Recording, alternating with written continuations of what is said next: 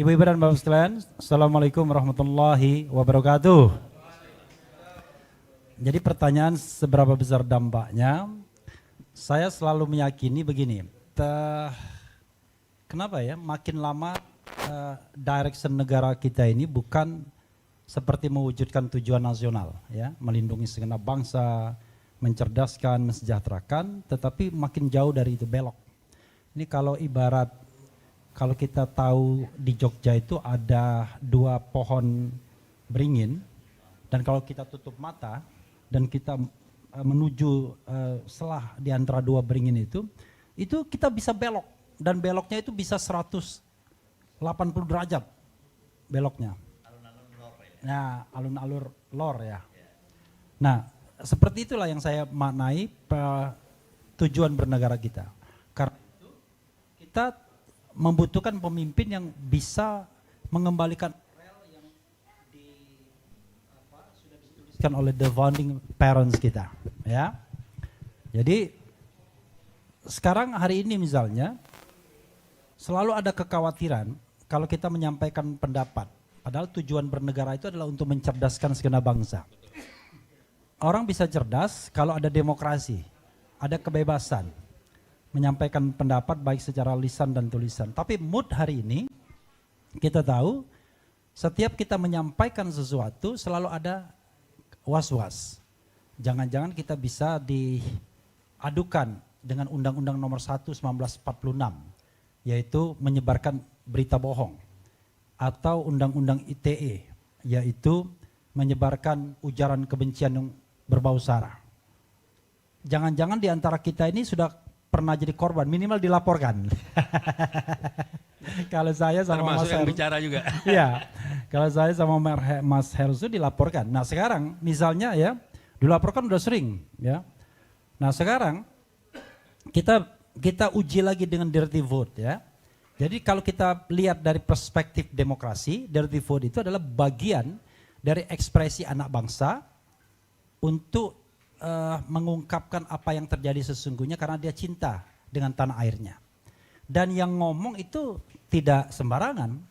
Yang ngomong itu adalah 3 pakar hukum tata negara yang saya kenal baik integritas mereka, dan mereka sudah lama berkecimpung di society.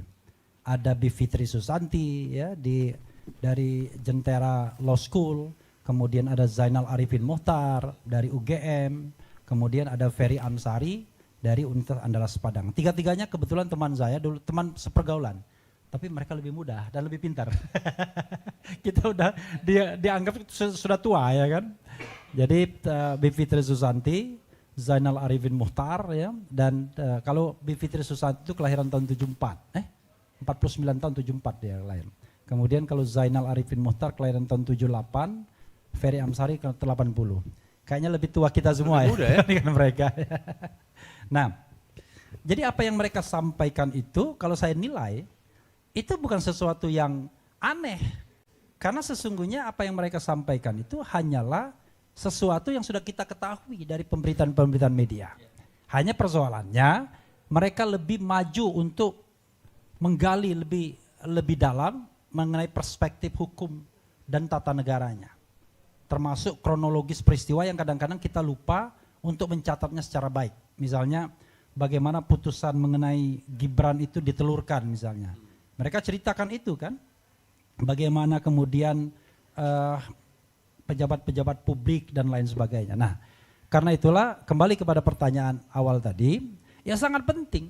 Jadi menurut saya pemilu ini akan menentukan apakah kita punya peluang untuk mengembalikan rel bernegara kita yang sudah dituliskan secara baik oleh the founding parents kita, karena ada juga perempuannya ya kan, ataukah kita kemudian tambah banyak, korupsinya tambah banyak, penyimpangannya tambah banyak, orang yang tidak peduli sesama tambah banyak, jadi tidak terwujud apa yang kita impikan sebagai negeri yang gemah ripahlo jinawi, baldatun, toyibatun, warubun ghafur.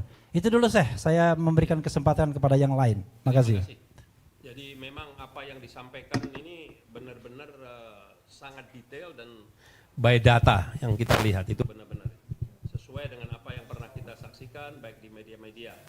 Nah, dari apa yang telah disaksikan dan dilihat oleh Bung Refli, begitu kacaunya sistem demokrasi kita yang berdampak rusaknya moral konstitusi kita, yang kemarin kita lihat, menurut Anda apakah norma sistem hukum dan politik kita akan semakin rusak atau akan semakin baik? Iya, kita bicara 3 hal ya. Norma, kemudian aktor, dan praktik politiknya. Kalau norma, itu tidak mungkin kita mengatakan norma pasti 100% sempurna. Kalau kita misalnya kaitkan dengan norma pemilu, dari awal saya katakan kecurangan itu sudah didesain. Sebagai contoh misalnya aturan mengenai presidential threshold, itu kan sudah didesain bahwa hanya partai-partai tertentu, hanya koalisi tertentu yang bisa mencalonkan. Nah dalam konteks ini, gara-gara presidential threshold ini kan sebenarnya hampir pemilu itu cuma diikuti oleh 2 calon saja. Kalau seandainya koalisi istana itu solid, karena sudah menguasai lebih dari 80% suara. Kalau lebih dari 80% suara sementara thresholdnya 20%, kan tidak mungkin calon di luar istana. Kalau seandainya koalisinya rapat. Nah, tetapi kan ada aktor, ada praktik politiknya. Rupanya ada aktor yang kemudian menolak untuk kooptasi itu kan, sehingga ada calon alternatif. Kenapa?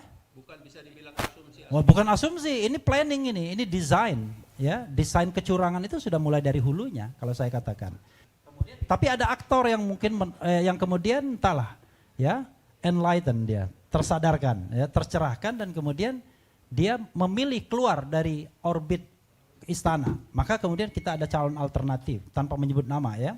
Nah, kemudian tapi praktik kecurangan tersebut ya luar biasa karena aktor-aktor politik yang ingin curang lebih banyak dari aktor-aktor politik yang ingin menjaga kewarasan pemilu. Karena itu menurut saya kalau kita mau perbaiki ya 3 itu.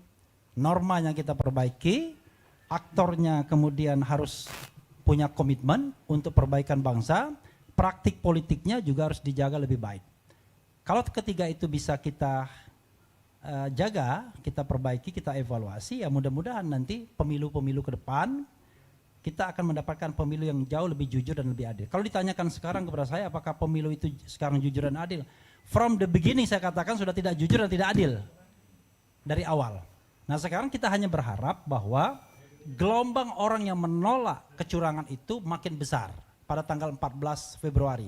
Orang ditanyakan kepada saya, kok takut sekali sih kalau pemilu itu curang? Saya justru bertanya, kok Anda takut sekali kalau pemilu itu jurdil? Iya, kok kenapa Anda kok takut pemilu jurdil? Bukankah pemilu jurdil itu adalah pemilu konstitusional? Pemilu yang sudah dituliskan dalam Undang-Undang Dasar 1945 bahwa pemilu dilangsungkan secara langsung, umum, bebas, rahasia, jujur dan adil. Ya, jadi pemilu yang jurdil itu adalah pemilu yang taat konstitusi. Masa orang taat konstitusi dipersoalkan? Justru kalau pemilu itu curang, TNI Polri tidak netral, ASN tidak netral, menggunakan resources negara, baik itu fasilitas maupun finansial, maka itulah masalahnya di kita. Itu namanya pengkhianatan terhadap konstitusi. Kalau pengkhianatan terhadap konstitusi itu dilakukan oleh presiden misalnya, ganjarannya impeachment, pemakzulan atau pemberhentian presiden. Karena memang sudah dituliskan, salah satu contoh dari article of impeachment itu adalah pengkhianatan terhadap negara. Pengkhianatan terhadap negara itu salah satunya adalah pengkhianatan atau pelanggaran terhadap konstitusi. Jadi itu yang ingin saya sampaikan lagi.